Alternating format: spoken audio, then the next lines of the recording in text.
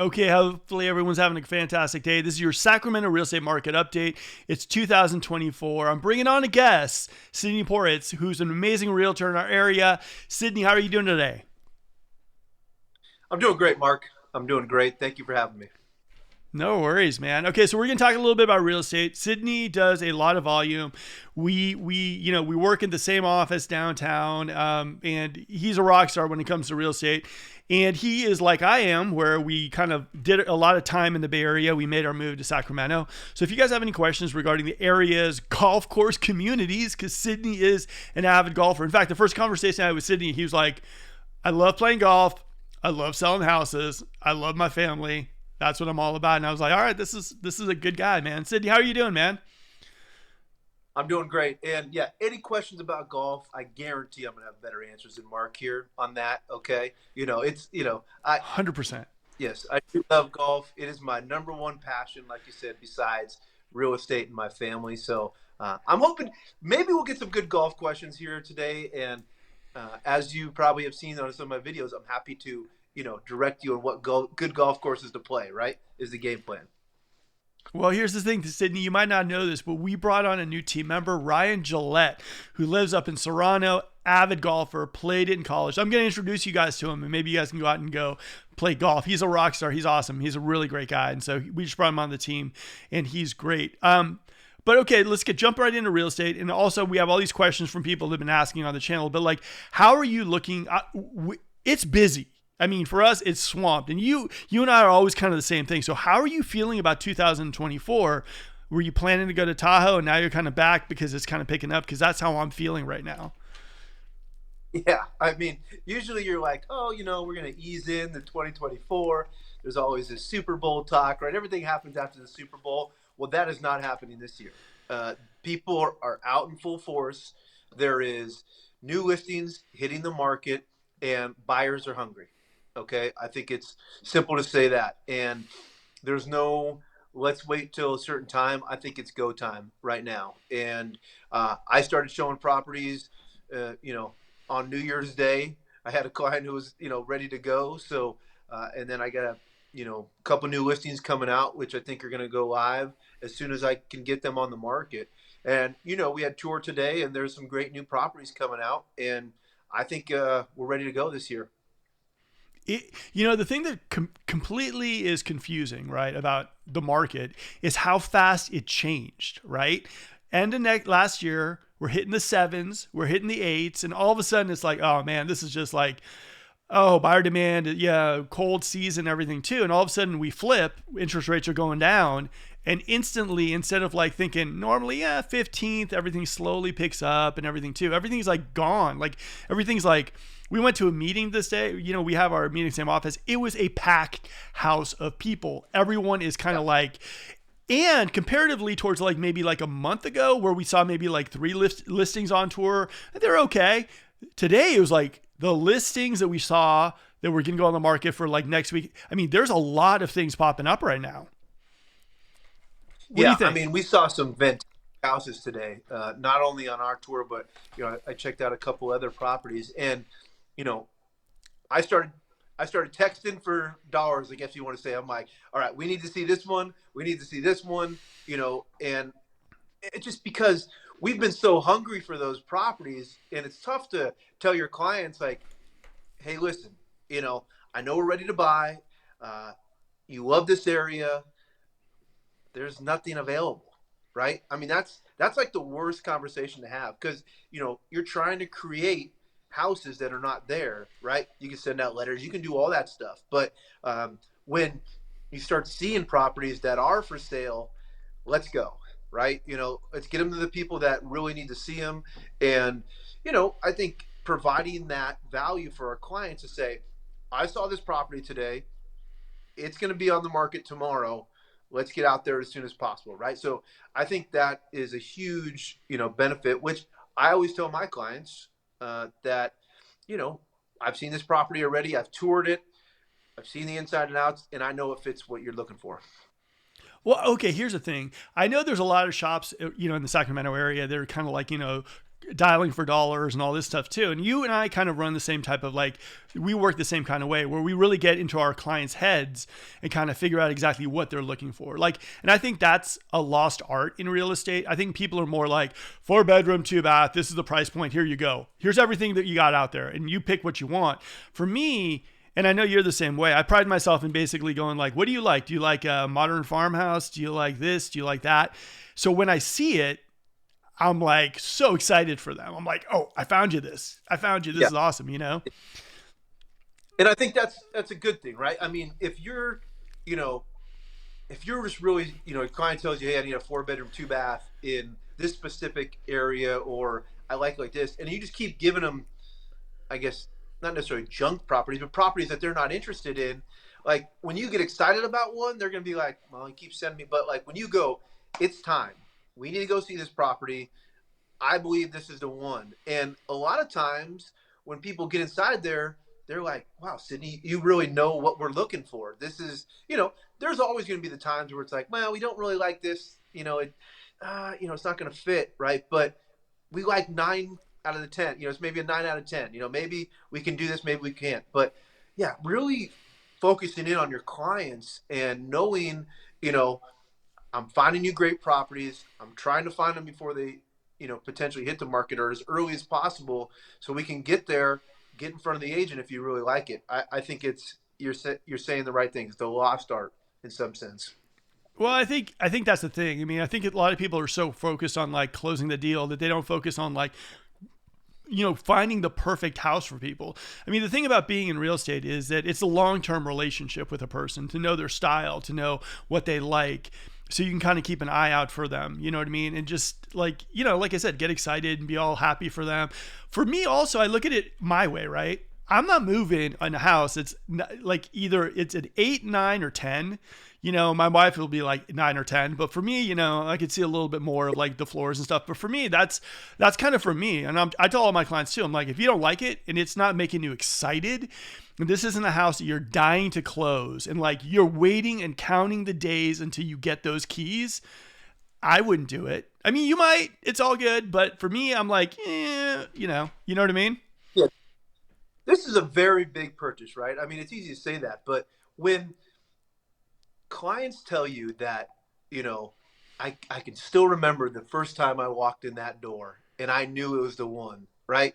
And that, some people, oh, that's like movie fairy tale stuff, but it happens. I'm telling you, Oh, yeah. it happens. Like, I mean, I was on one the other day and like, they're like, I don't know if we should look at it. It's kind of maybe, and the minute they got inside there, he called me 5 minutes later. He's like, we have to put an offer in on this place. Like, it's perfect for us. Right. So Oh, it yeah. happens. It's a lot. And you're right. You should not be purchasing a property unless you have that feeling. And if you have bad feelings, wait, Yeah. stuff will come up. And I am the first to tell you, sometimes I'll walk in a house with my client and be like, we shouldn't buy this house. You're not going to like it. Right. Oh, yeah. And to have that, after years of experience, being able to do that, I think your clients will appreciate you more in the long run, and you're going to have that client for life versus they're not going to use you next time. Well, the other thing too is it's funny because for me, it's always like when I see clients going into a house and all of a sudden they're planning on like which bedrooms and like where they're going to move the furniture. I'm like, okay, we got a winner here. All Yeah. right, this is looking good. My motto is kind of like, you guys look at the houses, we look at you and we analyze exactly what your feelings are about houses because we're going to learn from you. I always say that like as we go and tour houses, like you're going to see us. We're like AI. We're going to grow. We're going to develop. We're going to figure out what you guys like and make it worth your while. Because the thing is also people, a lot of people don't, like, how can you say, like people have busy lives. They're busy. They're doing a lot of stuff. And if they take the day off to see houses or to go on a tour, you want to be very attentive and show them stuff that are possible winners, right? The last thing you want to drive around is to like 20 houses, burn the entire weekend. And maybe there's like 1 or 2 that might work. I mean, like, that just, for us at least, that just doesn't work. You know what I mean? Yeah. I mean, I think getting back to a little bit, my favorite one is always when the kids go, oh, this is going to be my room, or this is going to be my room. Those are the good ones. So, getting back to some of that stuff, but you're right. you don't want to show them 20 properties that are like C plus properties, right? Because it's wasting everybody's time. And I think that sometimes people need to get out and check out stuff, and it's very important. And I get it, but I want to be. And that was a tough thing about, and still is a little bit, is with all this low inventory. Is like, sometimes you're forced to kind of like, all right, let's go see this one. It may not be the one, but let's just check it out because we got nothing else. So hopefully, that's going to change here a little bit. And I know we're going to kind of get into talking about inventory and stuff like that. But you're right. Finding a good list of properties for them to view is always very important. Okay, let's play the game. What's that magic number that's going to get the inventory on the market? What do you think the interest rates got to get to where all of a sudden we're like, wow, there's a lot more inventory hitting the market? What do you think that number is? So I'm a big component of 5.9. All right. Okay. Is that a magic number? Is that a crystal ball number? I don't know. Right. But there's statistics in this industry, and then sometimes there's feeling and love. Right. And I think that people will be more apt to make a move if they know the rates have hit 5%, even if it's 5.9. And I think that'll bring people basically back out of their house and say, I'm willing to move for an amazing property and maybe give up my 3 or 4% interest rate if it's 5.9, for instance, right? That might be a magic number out there. And from like you're talking, we were in the sevens and eights, right? If now we're in the fives or at 5.9, I think that brings people back out and starts, having to look for a property that they really want, not saying I can't move because my interest rate's too low. All right. What do you guys think out there? Do you think a 5.9 is going to make people start throwing their houses on the market? We want to know. So comment if you guys think. And if you don't think so, let us know what number you think all of a sudden we're going to see a drastic change in inventory in our market. Like I said, for me, it's tough. Like I think last year, was one of those years that numbers played a lot into like the psyche of your buyer and your seller, right? So for me, I think to myself, like, people, like, numbers move markets. Everyone, I don't think I've ever heard so much of people talking about interest rates and what they got and what they have as last year, and also when all of a sudden like Jerome Powell wore like a green tie and all of a sudden interest rates dropped a little bit, you saw inventory and you saw buyer demand and all this kind of stuff happen based on numbers, and not even drastic numbers. Like you're totally right. Like a 6, oh, that's way different than a 5.9999999. It's those numbers really move markets. So I think that when we hit the fives, I hope as a realtor, guys, honestly, Sidney and I are both on the same page. Like sellers have gotten the lion's share of the market. Like sellers have loved it for the last few years. It would be nice to have a little bit of an even playing field for buyers. Buyers have kind of gotten a little bit of the shaft in our market. Hopefully inventory does come back, because then all of a sudden we don't get into that situation that we might get into where multiple offers because there's no inventory, appraisals out the window and everything too. So I hope so. It'd be nice. For buyers to get a little bit of a break. You know what I mean? Yeah, it would be nice. I think, we might see some of that to start, right now.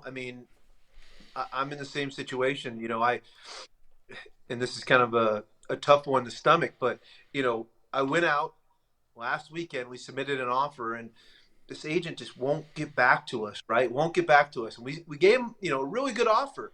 And, I knew this, and she had no other offers. Well, now she's slow to the punch. And today she's like, well, Sidney, I just got 3 more offers today. Right. And it's just, so it's coming. Right. And I think, I think that people started to realize, well, this may be a really good deal. Rates have dropped a little bit. And so I think that's going to be here for a little bit, especially on really good properties. I think there's going to be multiple offers on properties that people have been waiting for, at least for the time being. Now, if inventory jumps, it'd be amazing for kind of that level playing field market where it's like the seller gets a good deal, the buyer gets a good deal, and nobody really gets shafted, if you want to say, right? That's, I think, great real estate. Sometimes, if you love the house, you're going to have to pay up for it. And, people are happy to do so. But getting back to rates a little bit, if you're able to, especially if you're selling something, right? You're saying all these sellers who have been waiting on the sidelines, chances are if they sell something, they're going to get a really good return on that property, right? They're going to get that money out. So the jump in rate you know, might be a little bit of a hit on them, but that equity that you're going to put in your pocket is going to supersede that by far, I think, right now, unless you bought in the last, I don't know, year and a half. But if you Yeah. bought 5, 7 years ago, you're going to be making a ton of equity. Here's the biggest thing, and we got a 5% out there. If we get to like let's say 4.9, it's gonna be pandemonium. I mean, it's gonna be crazy. I mean, Yeah. it's just gonna be nuts. I mean, Sidney's gonna stop playing golf. It's gonna be so busy for him. It's gonna be nuts. So I don't know, 5%. A lot of people have said that we could go lower than 5 this year. I mean, I don't know, and we'll have to see how that goes. But that would just be absolutely nuts. But here's the thing that I think, as far as everything goes, like I think a lot of sellers realize at this point, the longer they can sit on a house, the better the market's going to be for them. Like, I think a lot of sellers are like, because I saw some houses, for some clients that were listed in like November, December, as interest rates were going down, right? And they weren't really, I'm going to grab that offer and we're going to make it like, they were very, very like playing hard to get. It was almost like they told their sellers, let's put it on the market and see if we can get some offers on it. And if we can't, we'll list it in spring or maybe sometime in 2024 and it'll do better. Like, I think sellers are smart about that and they know. Because for me, if I had a house right now and I wasn't in a situation where I needed to sell, I would be ramping up for spring, because by that time, supposedly, and we don't know this for sure, if we're in the fives, buyer demand is going to increase, inventory is still going to be low, and it's going to be a good time to list. Don't you think? Yeah, I agree with you there. I think that I have seen a little bit kind of the scenario that you're talking about where, sellers are not, you know, they're not in a rush to kind of play ball and, make a quick deal just because they finally got an offer, right? Um, I had a situation where we submitted an offer, $10,000 less than the asking price. House has been on the market for 70 days, right? And the seller's like, nah, I'll wait, right? Yeah. I can wait it out. And I'm like, Oh yeah. and the agent's like, that's a good offer, right? They're telling them that's a good offer. They're like, no, I'll wait. So I agree with you. I think that they're getting the news. They're hearing about interest rates going down. And again, I think, people have a lot of, equity in their houses, and if they're not in a huge rush, they're not, running to the table to sign that deal that, maybe they get more in a couple weeks. Oh yeah. And I got a couple of these calls. You'll love this one. It was like, hey, how's that house going? We're thinking about submitting. We saw it's on the market for a while.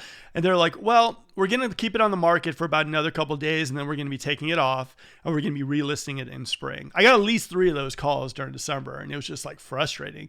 And then one of them actually submitted it list, and by the time our offer was in the next day, it was taken off the market. So they were trying to go low and go high and get multiple offers. And it was just interesting how kind of that stuff rolls. Now, here's where it gets a little crazy. Okay, so let's say you're someone who's looking to sell your home, right? And you're saying to yourself, okay, look, I'm loving life. I'm going to make a whole bunch of money on my house. I'm loving this. The crazy part is that if our market does heat up with crazy buyer demand, multiple offers, like waiving appraisals at contingencies, giving your firstborns if you needed to get the house. Like, one of the things that I experienced was a lot of people that were saying, like, I know that I would make a ton of money on my house, but I'm not jumping into that. That's kind of Yeah. crazy. What do you think? Well, yeah. I mean, the question is, where do I go? Right? Yeah. Especially if there's low inventory, right? It's like, hey, listen, I'd love to sell and I'd love to get that new, upgraded house for my family, but where do I go? It's always a conversation of, do you rent for a little bit? Do you, maybe look at a short-term situation and sell? Maybe you could make a contingent on finding a replacement property. So you're right. Um, so they don't want to jump in the frenzy, right? They want to say, I'd love to sell, but I'm going to wait for the perfect house to come on the market. And then they're behind the eight ball then, right? Because their house isn't listed for sale. Now, you know, an optimal situation is, and I think that, we have a couple of great lenders, and I think people are more coming around to this where, I was talking to a lender yesterday that he can get an equity line for a buyer, to submit non-contingent in like 5 days right now. Okay. From some Interesting. lenders, All right. right? Because, you know, what he's saying is like, hey, listen, these people got 200K in equity. This company, it cost them about $3,000 to do that. All right. But you could submit non-contingent and, buy that property and get your house in the market, which I think will sell. And I think that's working with somebody's experience in doing so. I think that's another game plan that we could look into this year. If those people, like, that's maybe a solution for that question. Well, the other thing too is I do think it's like you want to work with someone experienced, right? But you also want to work with someone who's not doing the hardcore press on you, right? As far as like go, sell, sell, sell. You want to work with someone who can strategically show you exactly why this is when you should sell or this is what you should do. Like for us, we have a bunch of listings sitting there that we already have photos, everything's ready to go. And we're like, when you're ready, we can do this. And we can kind of test out the market a little bit, but when you're ready, everything looks primed and ready to go. And we're going to gauge the market, right? We're going to gauge how many houses are selling in a quarter-mile radius of your house, what prices stuff have been closing, what the price per square footage looks like. So that way, when we list your house is going to be the only one in that area that's like, there's only going to be one house. There's a track record of comps that'll basically showcase why your house is listed for what it's listed for. So strategically, we don't want to list now. There's 3 houses down the street from you that are all selling. But if we wait, they sell for a high amount of price. Like all of a sudden you're the next new kid in school and we can see if we can get a little higher for you. So working with someone experienced like you or myself or something, I mean, it's pretty vital than just someone who's saying, hey, let's put a sign in the yard, let's cross our fingers and let's go, like, yeah, we can do it. Yeah. So I agree with you. Cause like some people done and they're like, oh, listing, where do I sign? Let's get on the market tomorrow. Like, we're ready to go, and you can see some of that stuff where it's not ready, the pictures don't look good, or, they just kind of rush to get on the market. I have a lot of conversations and texts with, clients that I know they want to sell their house, they're ready to go, but we're looking at, okay, well, this one just came on the market, like you're saying, let's see what that house sells for, and yeah, we got pictures ready to go. And if that window opens up where you're the new kid in school and like, you got the good haircut and, you got the fresh clothes and everybody's like, wow, where'd Mark come from? He must have moved in from out of town. And then you hit him with it, buyers will come. And you, like you said, you got to get that right spot.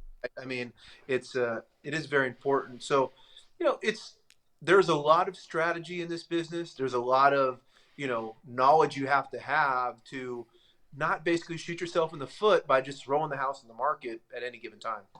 Oh, 100%. And Sidney also, he like with his listings, he throws out videos. He does the social media stuff too. I mean, like I said, and I know he's itching to do more. So I can't wait to see what you got cooking for 2024.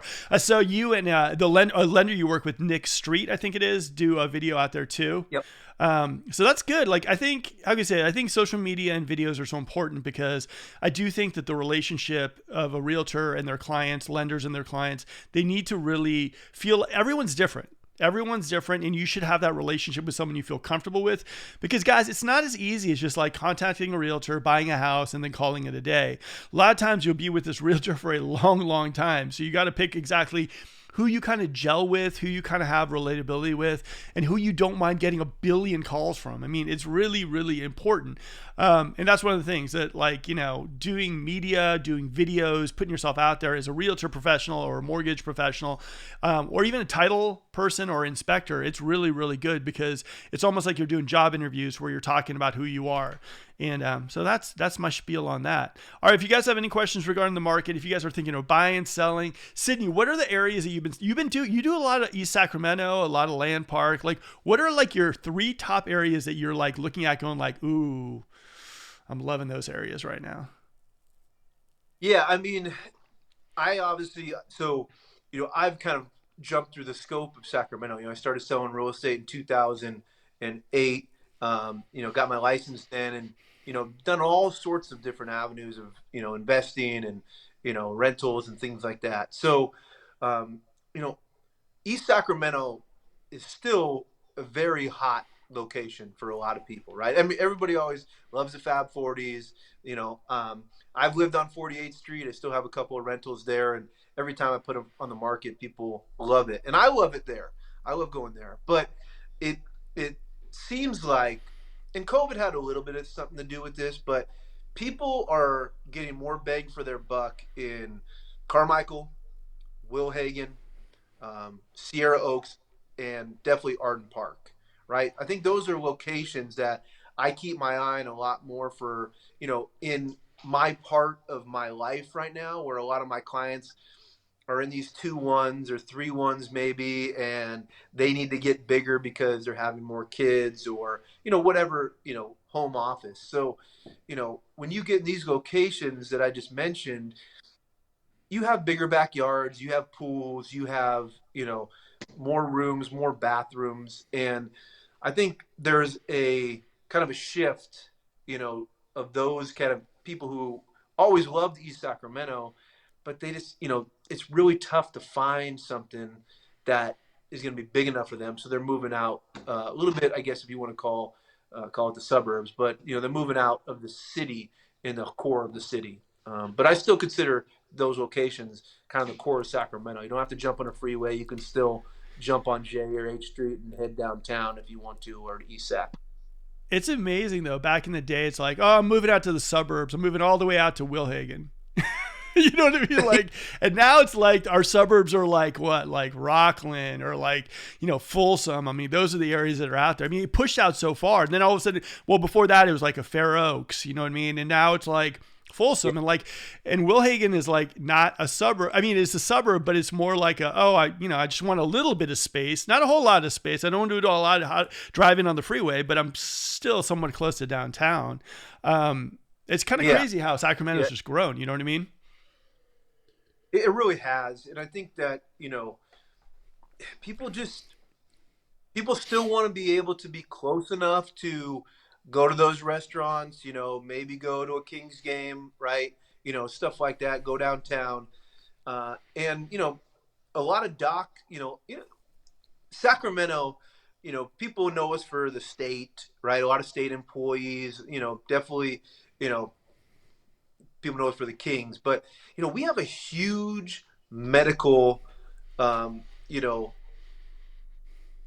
employment, for employees here in Sacramento, right? So there's so many hospitals and there's a lot of docs, right? And they want to be kind of close to those hospitals, and a lot of them have to be. So the Sierra Oaks, like Wilhagen, Arden Park areas, they can get to their jobs in a good amount of time. But, that's who has always kind of kept these areas very desirable is, a lot of the medical professionals in our location. Well, we got we got Mercy, we got Dignity, we got Kaiser, we got UC Davis Medical Center, we got Sutter. I mean, it's funny. I say this a lot. I'm like, man, we got Kaisers on like every single street corner. It seems like they're just everywhere. I mean, medical here. Oh, it's just nuts. I mean, if you're someone like a nurse and you're thinking about where you should move, I mean, one is California is probably the best, or Sacramento is probably the best bang for your buck in California. And two is like, we love our medical professionals. Nurses get a good amount of money here as well too, and they deserve it. And so for us, I saw a flood of medical people fly in here because there is a little bit of a bidding war. Should I go to Sutter or should I go to Mercy? I mean, you have your options here. And like what Sidney was saying, and not to mention there's some cute little areas like Tahoe Park. Do you know what I mean? Like areas near the Med Center. And like Sidney, we were talking a little ROI investing before and appreciation. And one of the things you were saying straight up is like the Med Center, get close to the Med Center. What do you think of that? Yeah. I mean, I really think there's, it's tough, right, to get ROI as good as you used to be able to, right? With low inventory, and there's no secrets about how our medium house price in Sacramento continues to rise, right? It's not going down. So all of that stuff hurt your ROI, right? But and rents technically don't keep up with, that increased amount. Like they've been going up, but somewhat they're getting at a standstill now from what I can see. So, but what you have to factor in is I still think there's, great chance of growth in ROI in, you know, Tahoe Park, some parts of Oak Park, around there. Elmhurst is still, you can, if you catch the right deal on a place that maybe needs a little bit of work or something like that, like you can get something in the 500,000-600,000s, right? That you can live there, start your life, give it, get a good property there, and then maybe in 3 to 5 years, if you're moving up or starting a family, you rent that place out, right? I mean, you can still make great ROI. That's what I did. And I think it's been a very good, opportunity for me. And I think there's still a lot of opportunity there. And, people always rent those places. I mean, Oh anytime yeah.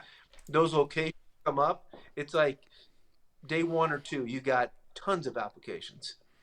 Well, you got some really nice spots too, like Southland Park, another one that I love. I think Southland Park is just going to go crazy this year. Yeah, you have some areas. And like I said, like if you're someone who's thinking about moving to the area, working with someone like Sidney is essential because knowing these areas like the Will Hagans, Southland Park, where in Oak Park, Oak Park, all these other areas, like it gets a little confusing because I mean a lot of people think Sacramento is so general. It's like you fly to Sacramento and there you go. It is so different. Not only with like just like housing styles, housing areas, but also lifestyles and what's important and what's like I mean, I've shown people areas in Sacramento that are maybe 20 minutes apart from each other and they look there's like nothing similar to these areas. It's and for me, growing up in the Bay Area, I was like Sacramento, hot, it's flat, and that's it. That's all the Sacramento. And the idea here is like you go up to Serrano, it's like, woo, where are we? Southern California, this is awesome. You go to Elk Grove and you're like Hallmark Channel vibes. There you go. Auburn's another thing. And then even just in the core area of Sacramento, it's like East Sacramento, it's amazing. Those tree-lined streets, those beautiful houses, 1920s or whatnot. I mean, there's so many different areas that you really kind of got to pick right and figure out what you like. I mean, and conversations with someone like Sidney or myself would be like, what do you want in a house? Do you want something that's a little older and charming? Do you want something that's new with a high seat? There's so many different things. I mean, I don't know, man. I love selling in Sacramento just because every client that I bring into this area that's not familiar with Sacramento, their jaw is on the ground because they just didn't expect this out of Sacramento. I mean, it's fun. I'm like, come on, let's go. Let's go.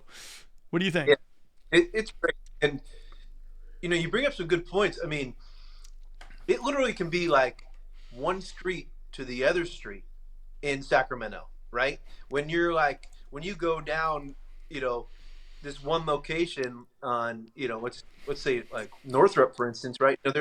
It's just a different vibe. It's a different house style.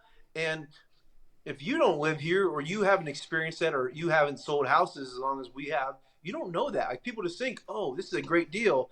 And they're probably going to be like, this was the wrong buy, and they may not like the area and they're going to just be, disappointed. So a lot of times you have to show them, different parts of Sacramento and they're like, well, we just went down the street and this just changed on me real quick. And it's Yeah. like, yeah, we just changed it. And the houses are different. The vibe's different. What you're looking for versus what's going to be here, it changes, and like you said, people have different personalities. People want to live around, like-minded individuals. And, a lot of times, unless they know the location, then they can't find it. It's funny whenever I bring people out here, I'm always like, after the tour, I want you guys to go out to eat to the areas. I want you to go to like Targets and Costco's and look around. Look at the vibe in the area and just kind of feel it out and feel out if it's right for you or if it's not. Because I'm going to show you so many different areas that you're going to need to kind of figure out exactly what works for you. I mean, like I said, this is a big move. It's a big step. I know for me, when I came to Sacramento, I was just like confused. It was complete confusion. I would go to a new spot and I'd be like, this is Sacramento. And so you got to explore, you got to figure it out. Like, but as far as I go, like bringing people in from other areas, it's just like the attitude of people in Sacramento, super friendly. I don't know. I mean, like I don't know if I'd want to do real estate in any other area. I just love this Sacramento and everything. It's like a new adventure every single day, which is kind of fun. What do you think, Sidney? It is. And you look at, just look at what we had on tour today, right? We literally, we went to one house, right, on 39th Street. Okay. That was like a brand new build right in the heart of these Fab 40s house. We go down 3 streets to a 1930 bungalow Tudor style house that has so much character, and it's still in those same kind of, you want to call it the Fab 40s, right? And there's just so much, and when I go home to Santa Clara, a lot of times, a lot of those houses, in my neighborhood are just these track homes, that don't have a ton of character. You got to get out to, like, if you want to. We are having technical difficulties. Hey, Sidney, where do you go? That stuff, that's. There we go. You're back. That's really. Did I lose you there? No, we got you. Continue, my friend. Go for it. Are you saying when you go back home, you see a bunch of track homes like in Santa Clara area? All right, I think his audio might be gone. Did I lose you, Mark? No, I got you. Can you hear me?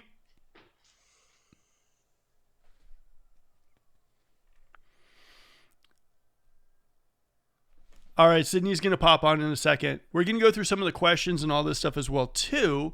So don't think we're going to leave you guys hanging. And hopefully you guys are having a great 2024. Like I said, the meeting today was very, very fun. There's a ton of stuff going on right now in our office, which was surprising because it's like, usually this time there's not a lot of listings. Here, we're getting Sidney back on.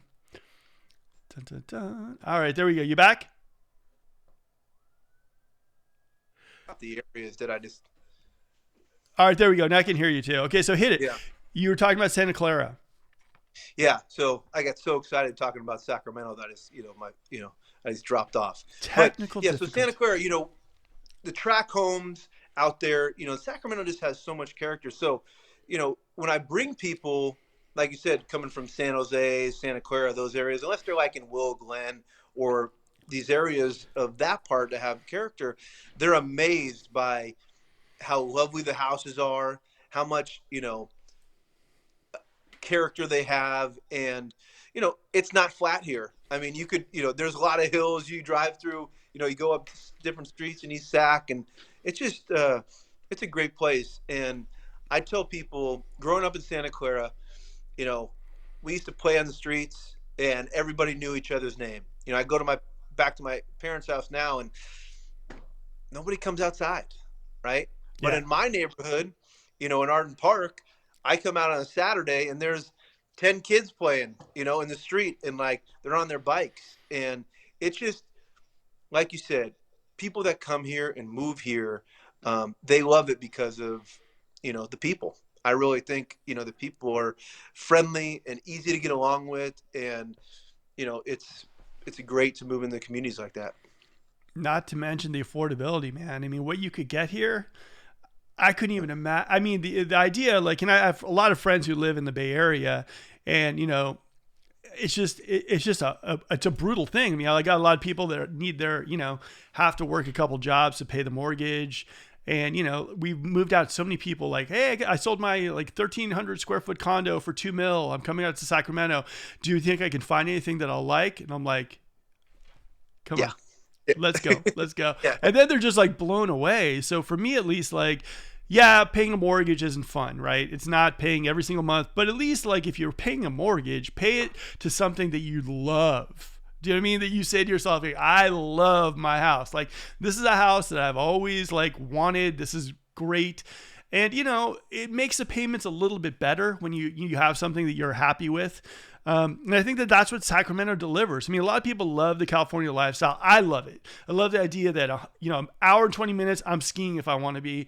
The ocean's close by. We got a lot of water. The weather is fantastic, although pretty cold right now. Like, I love this lifestyle. And the thing for me is, I don't know if I would ever move to the Bay Area for the prices and for how expensive it is, right? You go in across the Golden Gate Bridge and all of a sudden it feels like my bank account is going, it's just brutal. Yeah. You know what I mean? charge you like $12 for the toll. They're just taking it directly out of your paycheck as it is, right? So yeah, I mean, I agree with you. I think that affordability is a huge factor. You get so much more bang for your buck here, and there is just there's so many great neighborhoods that people can come to Sacramento and really experience, and they're not going to be let down. And like you said, you'll enjoy your house. You'll enjoy the weather. People say it gets hot. Well, we got air conditioning. We got a lot of pools. There, you get used to it. And my mom says she will never move here because it's too hot. And I go down, it's 92 degrees in Santa Clara now. So like, what's the deal? I don't think, like you're not getting away from heat. My mom actually went to my brother's house, and then she went to my house, and she looked at my brother and says, "Why don't you move to Sacramento?" Kid you not. The funniest thing, my brother just looked at me like, yeah, thanks for that. But yeah, no, like I said, hopefully everyone gets to find that place and mean something to them, whether it's Sacramento, whether it's a Bay Area, whatever. I just know, and Sidney, one of the reasons why I'll have him on the show, one is a majority of his business is done through referral. And those are the type of agents I really like as far as it shows like the repeat business and everything too. But also he shares somewhat the same story I share, the idea of like, I grew up in the Bay Area. I've got a lot of connections there. I made the move to Sacramento. At first, I wasn't sure what I got myself into, but looking back, it was the smartest move I ever made. And Sidney is kind of like that as well. Like, it's amazing. You can build wealth. You can have investment properties. You can have that house that you always wanted, and be in a community that people really kind of like know who you are. They're in your business, but not in your business. And they're just good like people to have around. Like I've had nothing but pleasant experiences since I've been here. Like I said, I look back on it and I said to myself, that was the best move I ever made.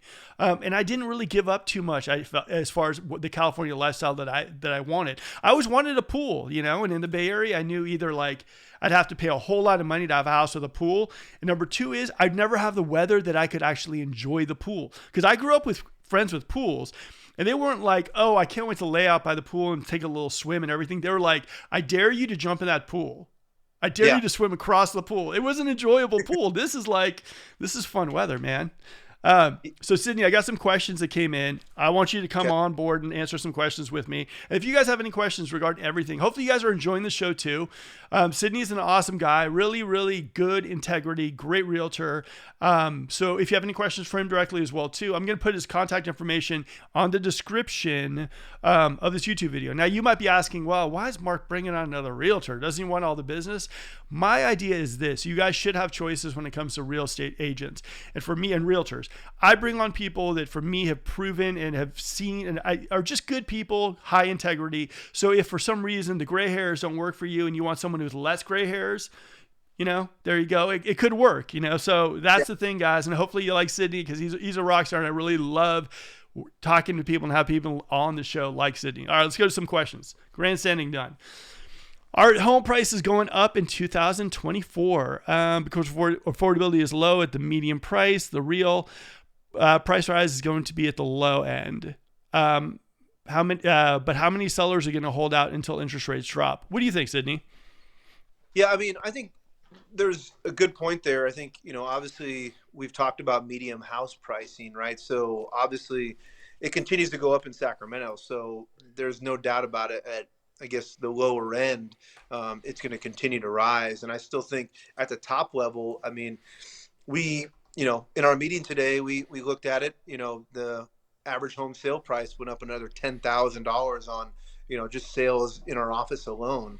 Right. So, that continues to go up. I would imagine again this year with the low inventory, and especially if interest rates drop, there's not going to be a decrease in value. I think they're going to only go up. So and to kind of talk about our sellers holding on, we talked about this a little bit, the magic number for interest rates to make people move.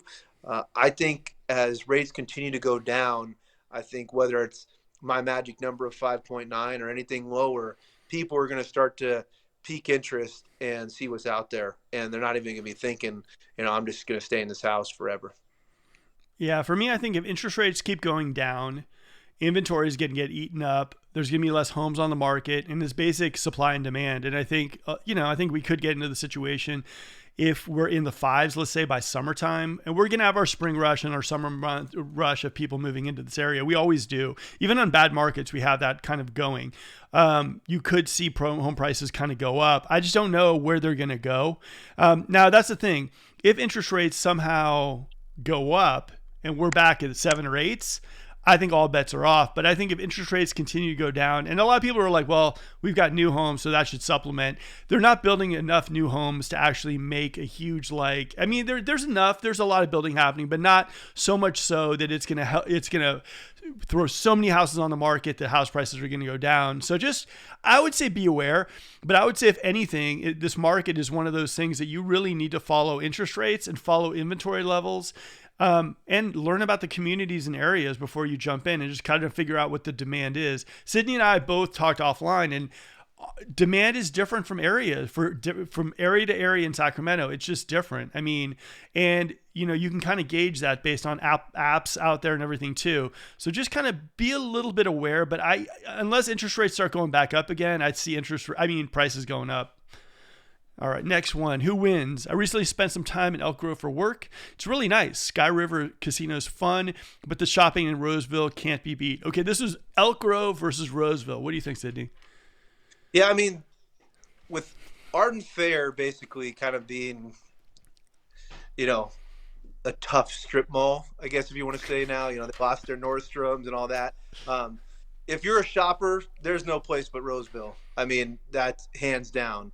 Elk Grove has done some great things with their new shopping center. They got an amazing Dick's Sporting Goods out there, and they're really trying to compete with that new shopping they put off of I-5. So, I don't know if this is a shopping question or if it's an area specific, but I think people love Roseville and love Elk Grove for different matters. So if I'm going to say one versus the other, I'd probably say Roseville, just because I think a lot of people would rather be closer to Tahoe, right, than the Bay Area. And I think that's why a lot of people move to kind of the Roseville area.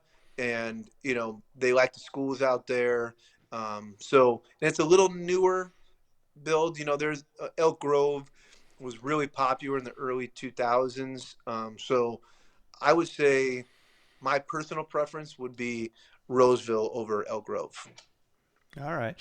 I think like Sidney was saying, like both of them have their kind of like, for me, if you see Roseville, you see Elk Grove, you're going to like one or the other. They're very different, right?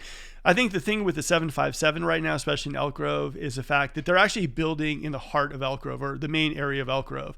Where in Roseville, they're building a lot of houses in West Roseville. Roseville's got the shopping. Elk Grove's got the distance towards downtown. Elk Grove's development, I think, is going to be off the charts with the Sac Zoo moving over. So I think it's going to be interesting. I think that, at least the way I look at it, I think that you need to kind of go to both and figure it out. But I think for future development, I mean, the stuff they're doing in Elk Grove, guys, it's just out of control. I mean, they're putting up new Costco's and everything too. But I'd say if you're a Louis Vuitton and Gucci fan, Roseville's the way to go. All right, we got a question. All right. What is the deal with the Riverside community in West Sacramento? They say no flood insurance required yet. Risk factor shows them in a tough area near the levees. Further century builders. How are they? Okay, here's the thing for me. And this is kind of one of the things a lot of people don't really get. The idea that a lot of the flood insurance is deemed by FEMA. They do assessments of areas, and these assessments could take a while. West Sacramento, it is, yeah, it's mainly, and this is what I did, I do crazy research on this stuff, but it's basically because of the aqueduct technology, and that's kind of what I found as far as like why Natomas has flood and West Sacramento doesn't. I agree with you. West Sacramento does have a lot of river access, but that's kind of what you normally see. Now, I will tell you something on the other side of it. I've never really ran into too many people that have had like crazy flooding yet. But again, like as of last year, we had the atmospheric rivers. We're probably going to see some serious rain this year. So I don't know. It's a huge, like if you saw it on a map and you said, okay, like here is a map. Here's Natomas. Here's West Sacramento. Guess the area that requires flood insurance. I would be like West Sacramento. So I don't know. It's interesting. What do you think?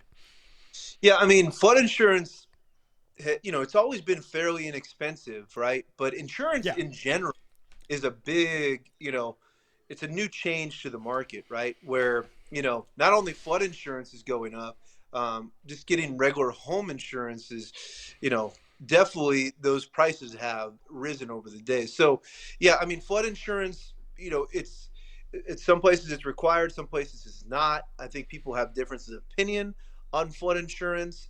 But it's changed a lot. It used to be, like I said, fairly, cheap to have flood insurance. So it really wasn't a worry. But now you're looking at it and you're like, well, this is kind of a big expense. So I still think, you know, if we all flood, I think we're all flooding, right? At some sense, there's some people about that, and maybe that's the wrong mentality to say, but I think at the end of the day, you know, flood insurance is probably a good idea to keep and have, right? And when you start looking at a daily expense of what people spend on certain stuff, I think, you should definitely have it.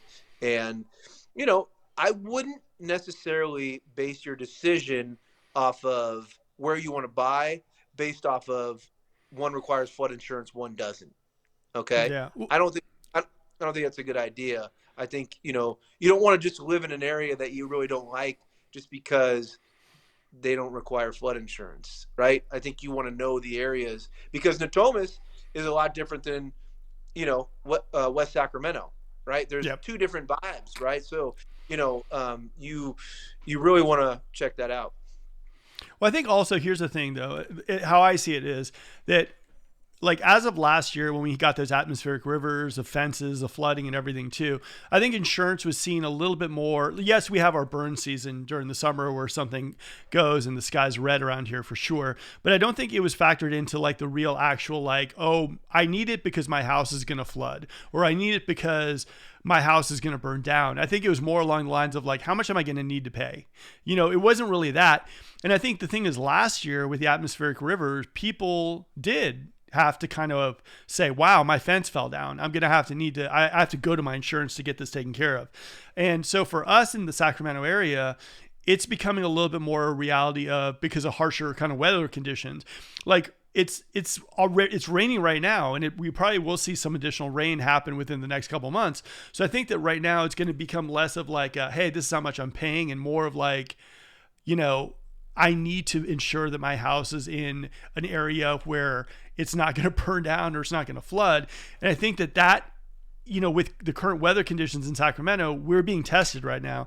So like I said, Mr. Black, I know this is kind of like a weird like way of getting around going through your question, but for me, if I had to look at it on a map, I would definitely say West Sacramento would worry me, based on the map and based on location, based on all that stuff too. And like I said, like I don't know if in the future that's going to change, but I do totally agree with you on that. All right. Debating my recent Beazer Natomas purchase compared to the recent Century and West Sacramento homes, I stumbled upon just now. Such a nice location, trying to weigh all pros and cons and decide if I should change homes. I mean, honestly, this is kind of a good time to do that, to be totally honest with you. One is if rates go down and you're beating spring rush. I like West Sacramento. I like the location of West Sacramento, but again, I like Natomas. Natomas, you got what, about $110 of flood insurance that you got to add to that. It's a tough one. I think it's more about lifestyle than anything else. I think West Sacramento gives you the Delta breezes, and I think Natomas. I think at the end of the day, at least for me, unless it was an investment property and then all bets are off, I would say the lifestyle of both. West Sacramento's nice. I like it. If I was like, hipper, I would live in West Sacramento. I mean, I'm not hip though. Not. Coming from a guy who doesn't have as much gray hair as you, Mark, I may chime in here, but you're right. Yeah, West Sacramento, it definitely is, I think, a great place to hang out. I think it's come a long way. They continue to build a lot on that, on the American River there. There's some great locations to kind of, get with the kids. We take our kid down, to West Sacramento a good amount of times. People love going to Realty Field, right? Is it still called Realty Field? Am I off on that? I think so. No, I think you're right on. Yeah. So, there's a lot going on in West Sac, and you could have a good nightlife there where you go to the game, go out afterwards. There's a lot of, so I think there's more of that versus Natomas, right? Yeah. If you're really looking at that environment.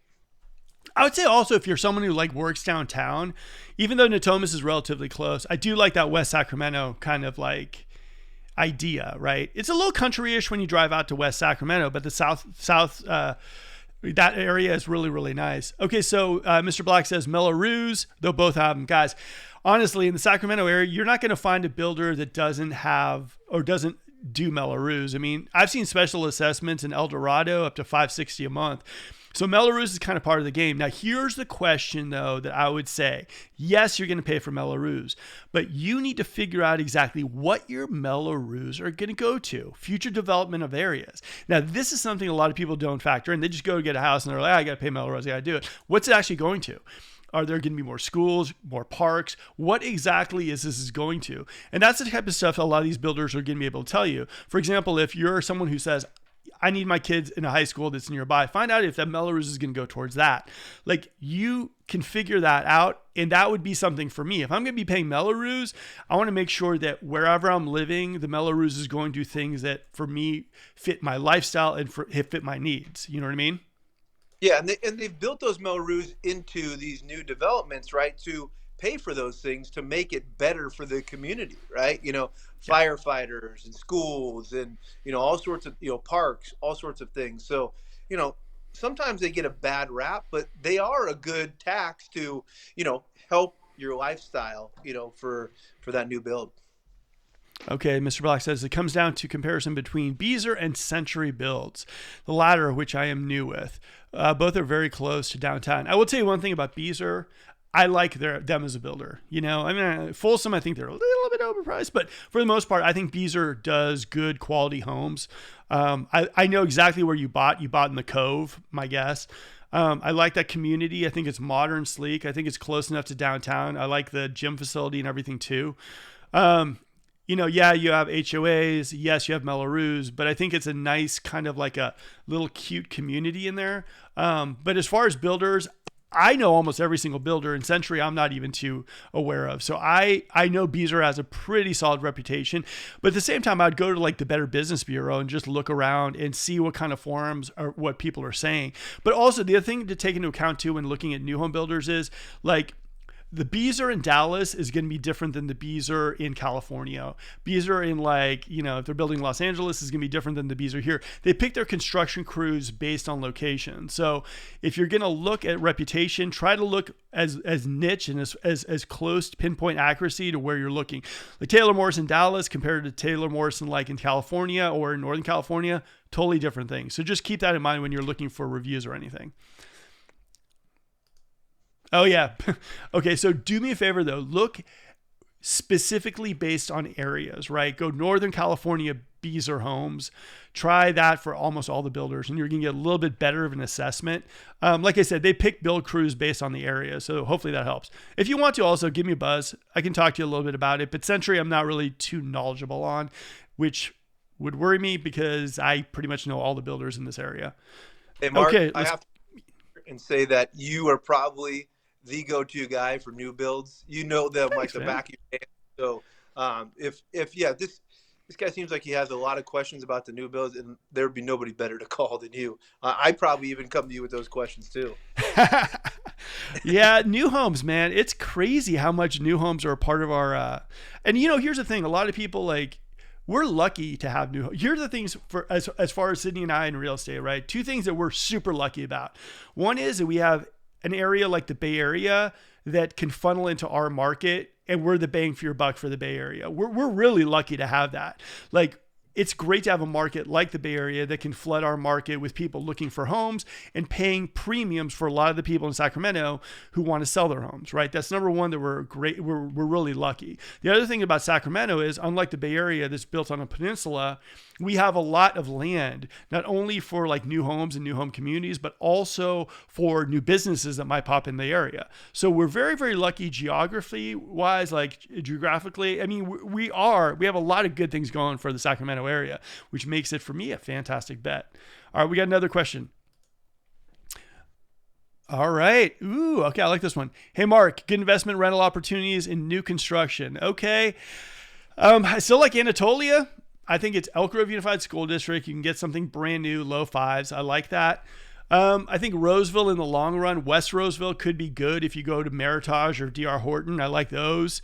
I also like, what else do I like? I'm going to pitch them here. Hit me. I also like, the opportunity, and there's a lot of, new build stuff that's going on in Midtown as well. Ooh, if you can get into one of those, right? No HOA. Okay. A lot of times, they'll be, they're building a lot against the alley. And I think those things are underappreciated for, buying, in the heart of the city for a good ROI. I think you can get some good new construction. Doesn't have to be brand new. It could be within the last, 10 years as well. But people still do love living in the city. So I'm going to chime in there on that. So that's another good resource. Well, and that's kind of one of the things that's beautiful about this show. We would not have mentioned that, but Sidney does because he does that stuff. And so this is the type of stuff that you guys are going to get right here. So hit us with your questions. We are here. All right, Mr. Boxes, thank you. We'll reach out offline. Like I said, guys, there's a lot of fun stuff happening in Sacramento if you guys haven't checked it out lately. All right, let's go to the next one. Boom. Real Estate 2024, what you need to know if you're buying or selling this year. Thanks for your education. I love your channel. You guys are awesome. Seriously, you guys make my day. Love it. All right. Yes, I started learning a lot from your channel. I wish you could make a video for Vacaville versus Fairfield. I recently got my offer accepted to Taylor Morrison with a 5% interest rate. I said this in the comments. I'll say it again. I love Taylor Morrison as a builder. And if you got a 5% interest rate, I think you're in good shape. That's not bad. What do you think, Sidney?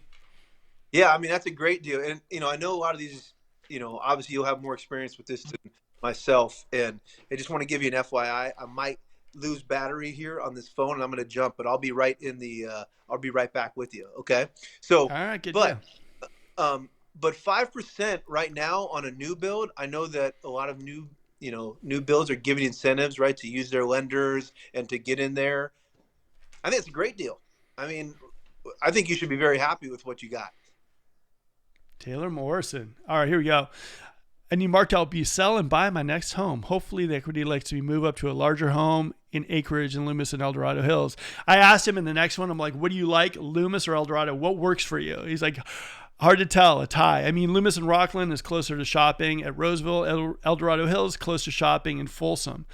It's a tough one. What do you think? We're going to go, my opinion, honestly, I love El Dorado Hills. I think it's a great area. Loomis and Rockland are fantastic, but if I had my choice, I'm a big Serrano fan. I love that. I love the area. I think, what do you think? How are you, Sidney? What do you think? Okay, I'm going to throw a little curveball in here. We love that. Granite Bay. Granite Bay would be my over Loomis or El Dorado Hills. I think Granite Bay, very close by, right? Good location, but that's my favorite out of the well, they only asked for 2, but I gave them a third. Look at that, just coming out of the woodworks here. Dude, with Granite Bay. Curveball. I love it. But Loomis is really nice. I know a lot of people who live in Loomis. Underappreciated in Loomis, the schools. The schools are very desirable in Loomis. People think school in Loomis. So that'd be my vote if I had to pick one of the 2. All right. Well, hey, look, we do the best Julie McCoy love boat tours. So we show you both spots. We'll even stop for lunch. It'll be fun. All right. Next one. Who wins in 2024 real estate market? Same as every other year. Scammer realtor. He's a lender. No, listen, guys, here's the thing for us. And this is something I echo every single show I do. Don't time the market, time your own life. You're going to know when's the right time to buy a home. The plants are going to line. It's going to feel right. Don't put yourself in a pressure cooker. It's just not worth it. Just time your life. You're going to know. And like I said, hopefully this show doesn't make you feel the pressure to buy. Hopefully it just educates you on the Sacramento area. And like I said, Sidney and I, for the most part, this show is based on what we went through during the course of our last week, what we went through during 2023, and what we're seeing in Sacramento. So that's the thing for you. We're your eyes and your ears when we're talking right now about Sacramento. And if it's your right time to buy, cool. If it isn't, hey, that's totally about your timing and nothing more than that. Right, Sidney? Totally agree with you. We do this because of love, not because we're scammers. And I think if if it's the right time to buy, I would do it. If it's not, then I would tell you not to do it and wait and maybe save some more money. I'm never going to be the person to kind of push you towards something that you don't want to do. It just makes no sense to me to do that. No. And if you guys are enjoying this broadcast, if you're enjoying the conversation, please like. We'd really appreciate it. Comment, subscribe, that whole fun stuff. Okay, you're so wrong in so many ways. This was about the interest rates. You're so wrong in so many ways. Maybe if interest rates come down and we get rid of binomes, maybe people like us can afford to buy a house. You have no clue how the economy works. We are headed to a real estate crash beyond measure. Let that sink in. Here's the thing, guys.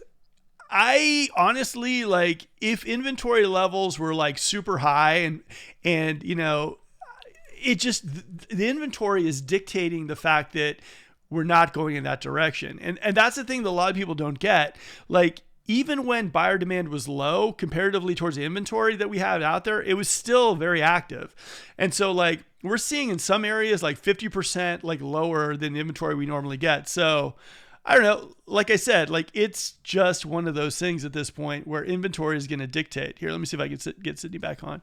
Dude, look at Sidney multitasking. Boom. Look at that. Oh, back. You're back. All right. So what do you think as far as, like, we're headed towards a real estate crash? What do you think of that in general? Yeah, I mean, we talked about this. We touched on it a little bit. I mean, I just really can't see it happening. Based off our inventory levels and everything that we're seeing, Mark, it's, listen, I'll eat my own words if Big Jax here is right, okay? But I mean, and I know you video this, and I know it's going to be all over the internet. So come, hey, listen, I'll buy you dinner, okay, at any restaurant you want in Sacramento if the market crashes. I will be the first to admit wrong, and I'm comfortable in doing so. But just going to work every day and doing something I love and going to the office, people are still calling, people are still moving, values are going up. So I can't see it. Yeah, now I'm kind of with you on that one. All right, let's get a question. This is going to be a good one. All right, hold on. Boom. Let me get back. Hold on. Sorry about the tech difficulty. There we go. All right, we got a question from John. Hey, Mark, what are your thoughts on East Sacramento homes for 2024? I'll go first, and then I'll have Sidney hit because East Sacramento is one of his, like, playgrounds. So I'll say this. I think East Sacramento inventory is going to be super low. I think anything that gets thrown out in East Sacramento is probably going to get eaten up really fast. I saw some stuff in East Sacramento that, for me, my taste, it wasn't what I like. And, I told my team straight up, I'm like, but it's going to be gone very, very quick. I think East Sacramento is desirable. I think we've been in a drought for really nice things in East Sacramento and in, like, Curtis Park and Land Park. And I think that when you see it out there, it's going to be tough. Now, don't take my word for it and, don't just jump on something. I would also say go to open houses and, work with realtors that kind of know the area as well too, but you can kind of gauge it. The other thing too, I always tell people too, is when something pops on the market, look on Zillow to see how many views against how many saves. It's a good metric to see how things are going. So what do you think, Sidney, East Sacramento? So East Sacramento, what are my thoughts for 2024? It's probably going to be the same thing since 1920, right? It's always one of the most desirable places in Sacramento to live, okay? And that has never changed, okay? There's a reason why we went to let's call it a starter home in the Fab 40s today, all right? At 1.3 million, right? Okay? And literally, that might be one of the smaller houses in the Fab 40s. Now, East Sacramento is never going to lose its charm. I think people are always going to, if they start their search and they want to move to Sacramento and they're really interested, they're always going to start in East Sacramento if they can afford it and move from there. All right. It's always been a great location. So I don't expect anything different in 2024. And I think that, we need better houses in East Sacramento because I think a lot of people are looking for them. All right, I totally agree with you. I'm laughing at Jason's comments. Like scammer post, her handle has Karen in it. There you go. I love Jason. I've seen, Jason's awesome, man. Jason good golfer is a too. golfer, really good guy. Yeah. And Jason, I've been asking you to come on the show, man. Jason's one of those guys I definitely recommend to you. All right, so we got a question coming in. Why Sacramento over Austin, Mark? First of all, and straight up, I'm not going to be like one of those YouTubers who think they know all the markets in the United States or whatnot. I don't. I know Sacramento, and that's why this isn't like real estate, because it's just not legit. It's not authentic. I will tell you about our market in Sacramento. We've seen monster appreciation in California. Is there negatives about living in California? Yeah, rental laws, if you're an investor, are really, really tight. Taxes and all this stuff too.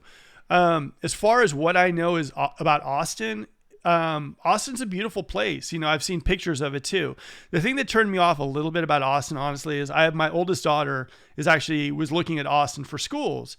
She did not feel that safe in Austin. She went out there, she saw it, and she's just like, I don't really feel comfortable in Austin, which was weird because she's traveled the world and done her thing. And so for me, I think in Sacramento, like I've never got anyone that said that to me. I've never had anyone who goes like, I don't feel comfortable living in Sacramento. Sure, maybe, every place has their areas and whatnot, but I think there's still a lot of people that crave the California lifestyle. And I think Sacramento is kind of like an area where they can still get it and not break the bank. What do you think, Sidney? Yeah, I mean, again, I've spent a week in Austin in my life, right? So, and I don't do vast research on it. But I agree with you. I think, they're two different areas of obviously the United States, right? And I think it's going to be two different vibes.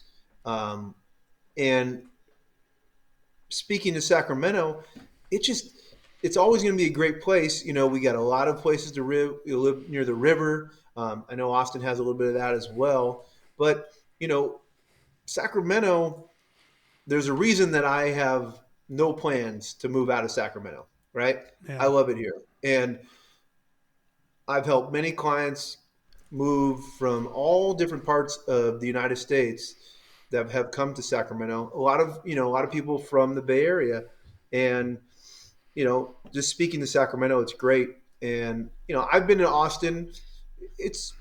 There's some interesting, dynamics to it. But again, it's tough to say, the difference between Austin and Sacramento. I just think I think it's apples and oranges at the end of the day, right? Yeah. But I will tell you one thing, and this is kind of interesting, right? If you do a search online, wherever, and go like top 10 markets that are crashing or whatever like this, you don't really see Sacramento's name attached to a lot of those lists, where Austin tends to be attached to a lot of them. Not saying crash or whatever, but Sacramento, even if people are bagging on California and saying, oh my God, California this, like Sacramento's kind of left out of the mix, which is always kind of interesting to me. They're like, oh yeah, Bay Area, San Jose and this, but Sacramento's kind of left out. I think there's not a whole lot to nitpick about Sacramento as far as appreciation, as far as like future growth, as far as jobs with the state jobs, medical and everything too. I think it's a hard thing to really hit Sacramento and say, oh yeah, it's going to be horrible in the future. I mean, with all these new home companies, and trust me, they do their research, like the Taylors, the Toll Brothers, they do their research on areas to build. There's something going on in Sacramento. They haven't stopped. In fact, they've actually shifted into like higher gear, and they're probably going to be building more this year. So that's what I think. All right. Clinton, I've lived in 12 states and many different types of communities. Sacramento is just the best of all those worlds. I will be staying here for the rest of my life. Clinton, I'm with you, man. I'm not moving anywhere. Nowhere. This Clinton short guy seems like a real good guy. He knows what he's talking about, huh? Clinton, we love you, man, and we're with you. Like Sacramento, for me, like I said, I've lived everywhere too. I've lived in other countries for a while too, and like Sacramento, I love it. I mean, my family loves it. We've got great friends, great people. There's the food scene, like Sidney was saying, foodies. You like the food scene's blown up here. And here's the thing that I tell people more than not is the fact that Clinton hits it straight up. He talks about the jobs, Intel, and all that stuff. We already have the state jobs and Intel, and where's left off where HP. Yeah, you got Intel. You also got you got Oracle over in Rockland. You have Micron. You got so many other job wise. And also, here's another thing that people don't You get. have Apple in Elk Grove, right? I mean, Apple, then Apple. you got Amazon in Natomas, and then you Yeah. got all these new schools being built. They're getting jobs for like people who are looking infrastructure jobs, construction jobs, teaching jobs. I mean, it's not a bad place to hedge your bets if something's going south. I like the idea of being in Sacramento. I do, and I think it's a good spot. And not to mention, man, it's pretty cool having the California lifestyle and not paying the Bay Area price. So that's just my 2 cents on that. All right, here we go. Wish those companies would move to Sacramento instead of overrated Austin. I know, Silicon Gulch. I get it. I know. You never know, though. I have heard rumblings of additional tech companies coming in. We got that tech city being built over, I think, by Vacaville as well, too. I think it's only a matter of time. Honestly, I think we got land, and I know the taxes and all that stuff, too. But I think there is something there. I look at it and I say, you know, there's something to be said about Sacramento's land, location, state capital. There's something there. I mean, we could be seeing something in the future, and hopefully we do, because I would love to see that. I'd love more jobs coming here, more companies coming here, and all of us who bought in Sacramento to see our house prices go. I'd love it. I'd love it. Not a bad way to live. Yep. All right, so why people love West Sacramento, California? Only thing about Sacramento is it's located in California. Ouch. Here's the thing, guys. If you don't like California, hopefully you find somewhere that you love to live. And, you know, wherever that is, I think the idea of waking up somewhere that you're not happy or waking up somewhere that you don't feel like you're paying for what you want, I think if California isn't for you, I mean, you know, go for it. But I'll tell you something. I've moved a lot of people out of California, and honestly, within a year's time, at least 70% of them have hit me back and said, I wish I never left, or I'm coming back. What do you think, Sidney? Yeah. I think there's always a perception of everybody's moving out of California. It's, you know, the gold rush, the opposite. You know, everybody's going other places. It doesn't feel like that.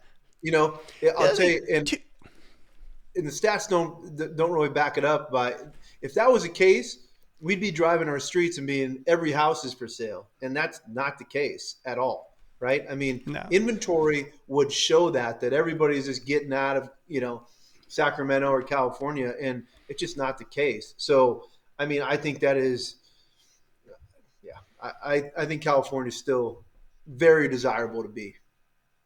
I do too, man. Skiing, surfing, whatever you want to do, man. Cali is pretty cool. All right, what are Melrose taxes? Okay, I put this out and I did a little Melrose video because a lot of people don't know what it is. And it's just basically additional property taxes. It's usually centered around these new communities or communities that were built up within the last like 5 or 6 years. If you guys have questions about Melrose, the beautiful part about Melrose is, and this is something a lot of people don't know, if you're looking for a home in Sacramento County, usually the Melrose tax can be looked up and you can see the previous year tax bill on a home and you'll see line items that say Melrose. So those are the resale.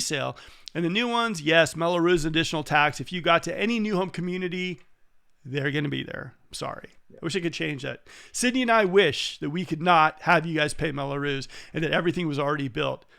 But and I wish you could keep the same property taxes of the previous seller as well. But, you know, some things are out of our control. This is true. All right. People who don't love California haven't seen how bad it is everywhere else. I love California. I'm with you 100%. Love California. And I'll tell you something. If you're looking for a spot in the United States that is perfect, keep looking.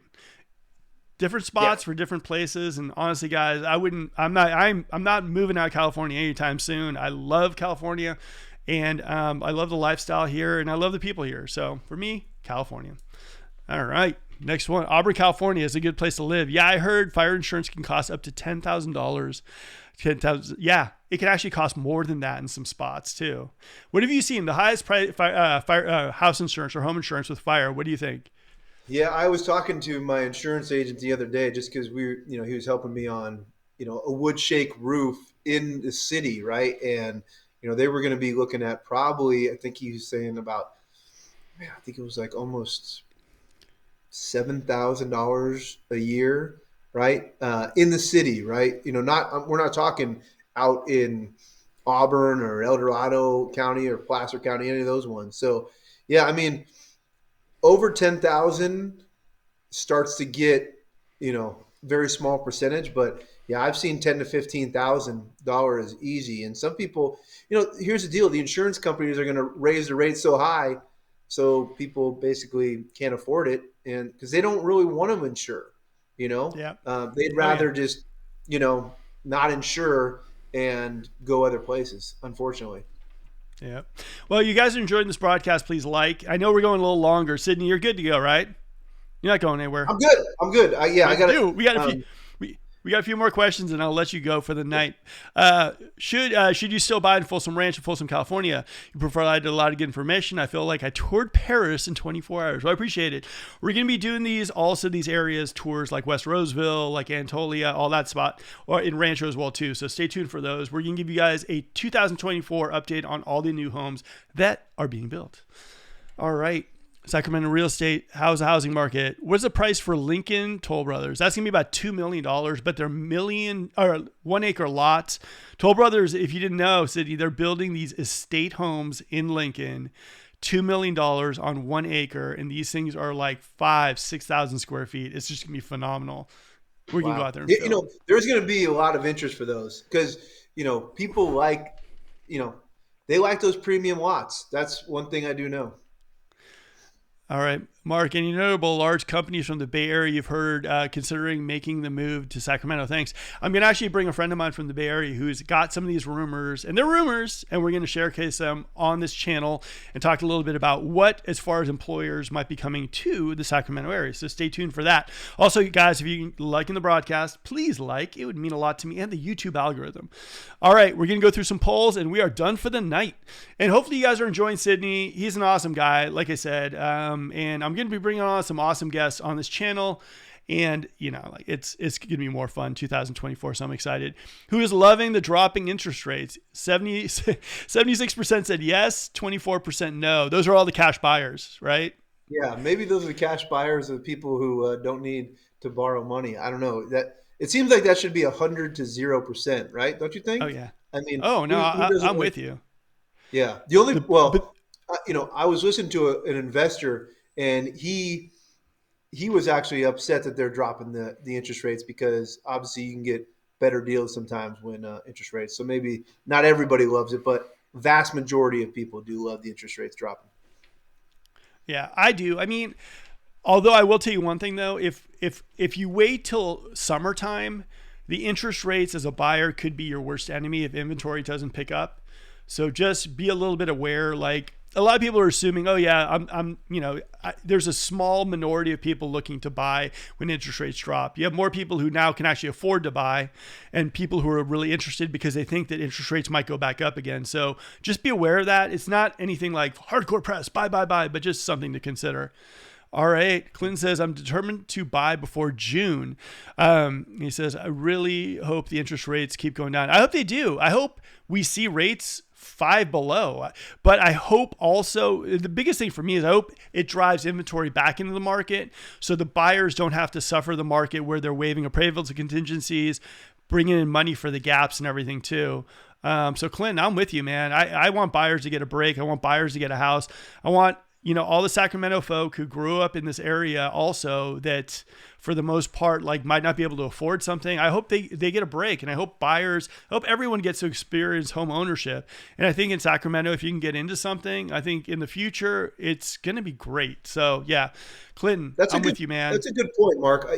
People think, oh, realtors, that we love multiple offer situations. And, we don't love that, right? I mean, we like to know, all right, what we're getting. We don't want to be out of the kind of the atmosphere saying, oh, this property is going to go for 50, 80,000 over we don't, it's not comfortable for us either, right? We like to be in a good, stable market, at least myself, where, we can advise our clients, we give them good information, and they make a good decision, right? And, Yeah. it's a lot more work for everybody when there's multiple offers and you got 20 offers to look at and present them. That's not desirable for, real estate agents, especially myself. I mean, I'd rather price it correctly so you get, good offers in on a listing versus pricing it way too low and have to deal with 50 offers that, 49 of them, a lot of times you got to tell them no.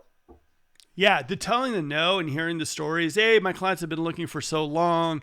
They love this house. And then you're like, oh, yeah, no, Yeah, the human part of it, as far as, when you're listing and you're getting those multiple offers, it's just brutal. A lot of agents, and there's also a little like, you don't know who's, yeah, it's not really a very, very fun, but at the end of the day, it's like, it could turn to that this summer. It really, really could. Yeah.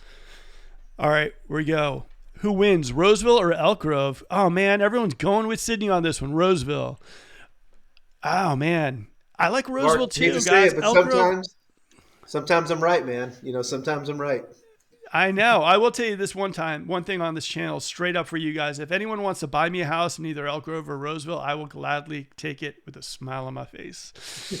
All right, here we go. We got Clinton. It says it's about building relationships and being part of the community. That's what I look for in a good realtor, not the bottom line. Yeah, I agree with you, Clinton. I think that, how can I say this? Like, it's just about being human. Just understanding like the importance of what's really happening, being present. And as I like to say, and this is my line, Sidney, I think I am one of the realtors out here in Sacramento that does the best real estate therapy there is. If I could have majored that at college, I would have done it. But I think real estate therapy is part of the game, man. There's so many freaking out moments. Sometimes you're a life coach. Sometimes you're a shoulder to cry on. And, but then you also get to see those happy moments when you give, your client the key. So you're invested with them, and it's kind of fun a lot of times, during that kind of home search and then escrow period. Like, I talk to some of these people, I don't want to know if I want to say this on here, but sometimes we're my wife, like you're literally, they're like texting you, like you're 20, 30 times. You're like, what's going on with my offer? What's going on with this house? And, my wife's like, what is going on over here? What do you get these text messages at 10:30, 11 o'clock at night? But we really are invested in our clients. So that's what happens. I know. And then all of a sudden that turns into friendship. And then it just, it's cool. Like, I love, like, you and I are both on the same page. We love what we do. I mean, we just do. And anyone I bring on is going to be the person also who loves what they do. It's just fun. I mean, guys, we're blessed to be in this industry, to work with amazing people. And like I said, for me, I found real estate as being like such a good, I don't know what it is. It just makes me feel happy every single morning. I know it sounds cheesy or whatever, but if you've ever talked to me on the phone, or if you've ever worked with me, I'm sure Sidney's clients are the same way. There's nothing else I'd rather be doing. I just love this stuff. And this is why we can talk an hour and whatever, and answer all you guys' questions, because, this is what we're about. All right. We got Jason. And I got your message before, so you're coming on the show. Jason's a rock star, so I love Jason. All right. Warning to sitting on the fence. For every 1% drop in interest rates, 5 million people enter back into the market nationally. Yeah. And that's the thing. It's not an easy thing to hear. And it's almost like one of those things that you want to just go, he's a lender. He's just trying to sell me. But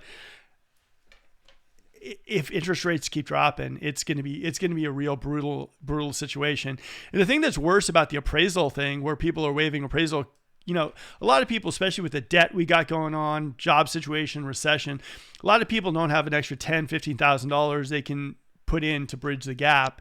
And so just be aware. Just be aware of the market that we might be getting into, and just try not to wait too long if your plan is to buy in the near future. All right, are rates can get good enough to brave the housing market? Are rates good enough to brave the housing market? Yes or no? No, not yet. Rates should not dictate buying 13%. I got to go with the 13%. I think it's about time of your life. And I think that if people are getting their W-2s and their W-whatevers, and they feel like it's a time to buy, refi later, but that's just my own 2 cents. What do you think, Sidney? I'll tell you one thing. I have a personal experience with this. I mean, I literally bought a new house. It's been about 7 months ago. So probably one of the, if you want to say, worst times, in interest rates to buy. I did it because you know why? It was the time of my life that I needed to do it. And I would advise my clients the same thing. And I'm going to, go and probably, if rates go down, then I'm going to refinance. And I think it's, if it's your time, you should do it. All right. And the last question of the night, better freeway, the 50 or the 80? Oh, 50. This is an easy question. The 50 is. The 80 for some reason, it just I'm glad the 99's not on here. The 99 would be 0% by far. And that's a personal, story we could talk about another time. But the 99 would be 0%. All right, guys. Well, Sidney, thanks for popping on the show. You guys, thank you very much for taking the time to listen to this program or watch this program. Bring your questions. I'll be back Monday with Aaron and then Wednesday again with Amy Parker, top appraiser in the area. And that's it, Sidney. Any parting words for all the people that tuned in to watch the show? Mark, I appreciate it. You got me into YouTube. You got me into filming videos at my listings.